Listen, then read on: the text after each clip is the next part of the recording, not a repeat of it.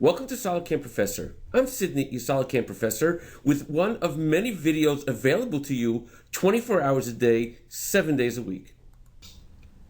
In the part that we see on the screen, we'll illustrate the use of SolidCAM 2.5D milling to machine the part as shown.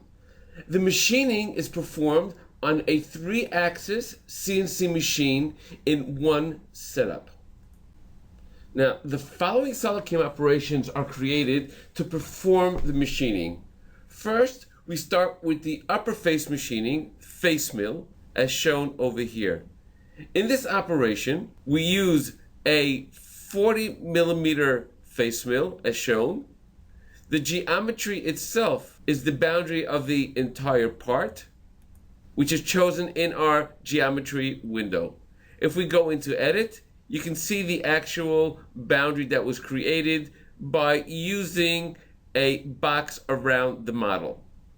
In our levels, you'll see we'll be working from a 0.5 millimeter above the part itself, which is the stock material above the part.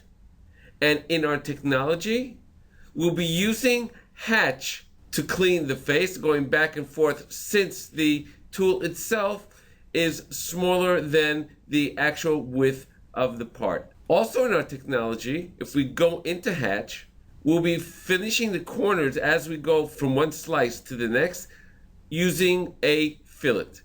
Taking a quick look at the simulation, if we take a look at the tool path itself, you'll see the tool goes down, across, and as it gets to the edges, it works around in a fillet until it finishes the entire face. In our next operation, we'll be doing the external contour machining around the outside of the part. If we go into the operation itself, you can see the geometry is the actual boundary around the outside of the part as shown over here. The tool in this case will be a 16 millimeter end mill. And if we go into our technology, you'll see that we'll be going down every 5 millimeters for a total of 3 step downs on the part, leaving 0.3 millimeters offset for the finish. When we finish the down step, we'll also be doing a finish cut to finish off the 0.3 millimeters that was left of excess material on the part itself. Taking a look at the simulation, you can see the tool will go down around the part 3 steps and then do a finish cut at the very end to finish off the outside contour. Now we'll look at the island and pocket machining done on this part itself. The islands in this particular case, the first case is talking about this floor over here, this being an island inside that area over here.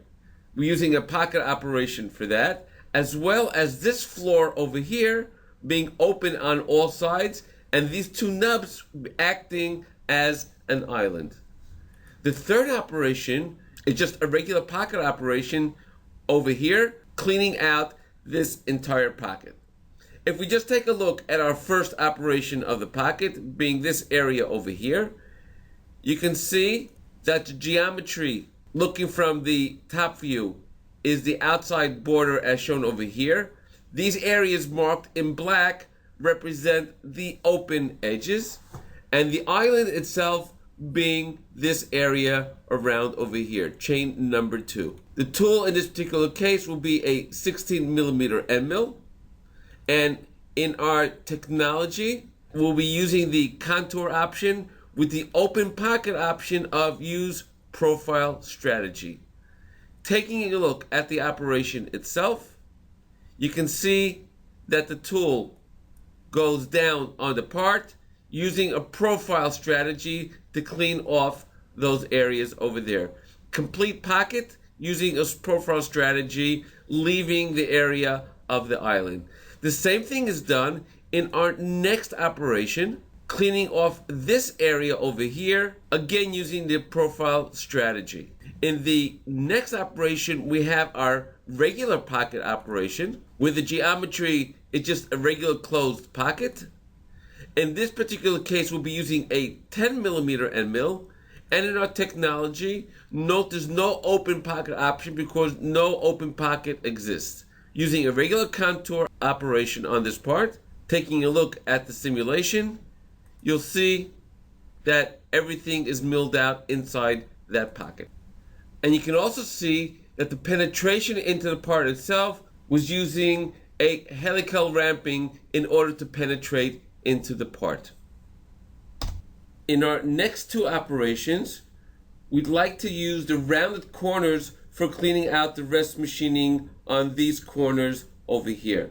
In the first operation, we'll be using a 3mm end mill to clean out the corners. The geometry is the exact same as the pocket that was used inside before. And since if we go into our technology area, we're using the option of rest.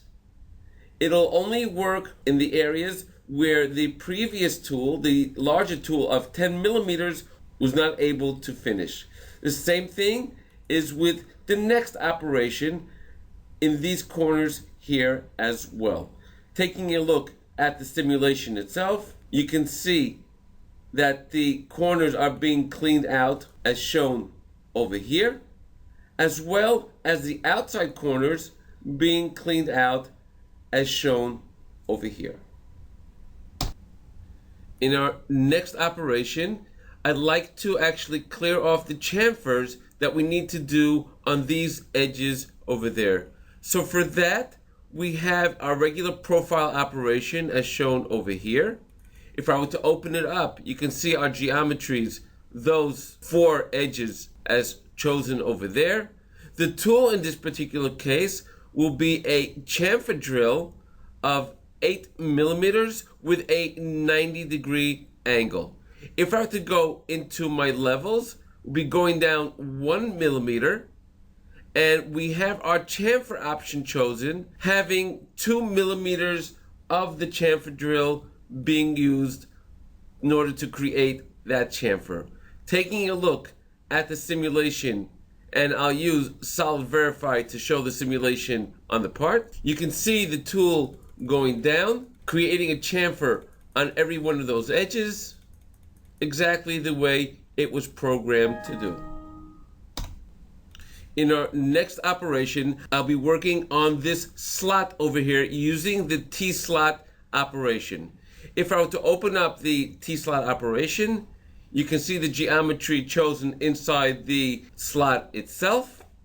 The tool that I will be using will be a 36mm T-slot tool, and we have our upper level, the top of that slot over there, and the T-slot depth is up until this floor.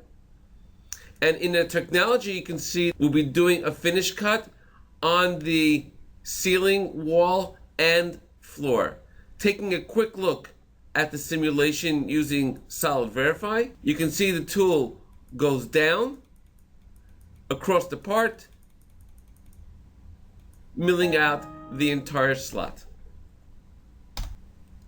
Now, in the rest of the operations, we'll be drilling out all of the holes that we have in our part.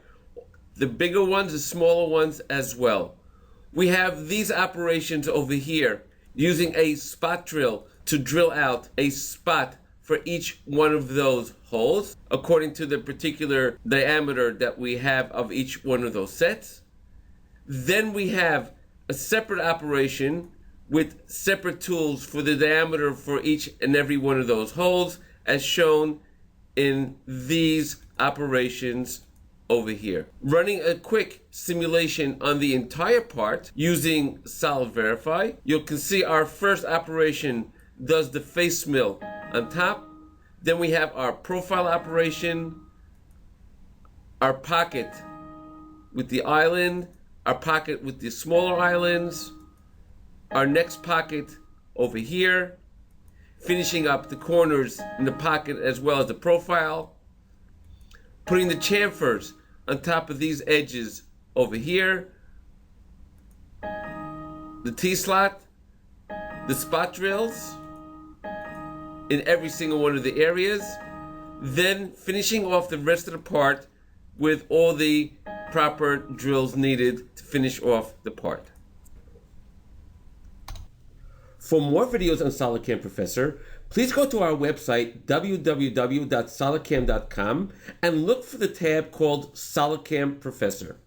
Thank you for joining us on SolidCAM Professor. Take care and have a nice day.